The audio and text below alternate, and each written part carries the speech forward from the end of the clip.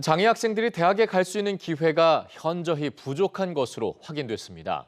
지난해 진주교대 입시 부정 사건을 계기로 교육부가 교사범대를 조사한 결과인데요.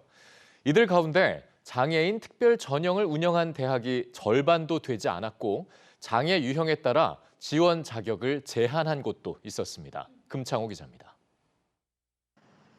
진주교대는 지난 2018학년도 대학 입시에서 중증 시각장애인은 초등교사가 될 수 없다며 지원자의 서류평가 성적을 낮췄습니다.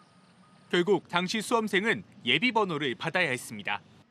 이 같은 차별, 진주교대에만 있는 게 아니었습니다. 교육부가 교원 양성기관 93곳을 살펴봤더니 교사대 13곳이 장애인 지원자에게 불이익을 줬습니다. 특정 장애를 가진 학생만 지원할 수 있게 하거나 장애로 인해 진로가 제약될 수 있다는 내용을 모집 요강에 명시한 겁니다. 입학 기회 자체도 적었습니다. 특수교육 대상자 특별전형을 운영하는 곳은 절반도 되지 않았습니다. 이에 교육부가 장애인 대학 입시 제도를 손봅니다. 모집 인원의 10%는 기회균형 전형으로 뽑도록 한 제도 변화에 맞춰 장애인 선발 비중도 확대할 예정입니다. 또 장애인 특별전형 가이드라인을 만들어 올해 각 대학에 제공합니다. 장애인의 대입정보 접근성도 높입니다. 특별전형 운영 현황이나 모집 인원 등 장애학생 지원 관련 사항을 각 대학이 대입정보 포털에 올리도록 할 방침입니다. 장애단체들은 제도 개선을 환영하면서도 특히 특별전형 운영에 있어 보완이 필요하다고 설명합니다.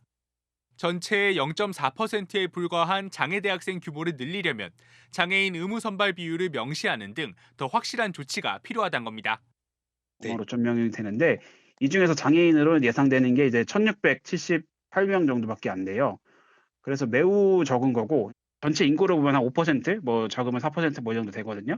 그 정도 수준의 기본적으로는 입학이 확대가 돼야 되는데 이에 대해 교육부는 기회균형 전형 10% 가운데 농어촌이나 저소득층, 특성화구 등의 전형으론 최대 5.5%까지밖에 뽑을 수 없다며 나머지 비율에 대해서 비율 제한이 없는 장애인 선발을 적극 유도하겠다고 설명했습니다. EBS 뉴스 금창호입니다.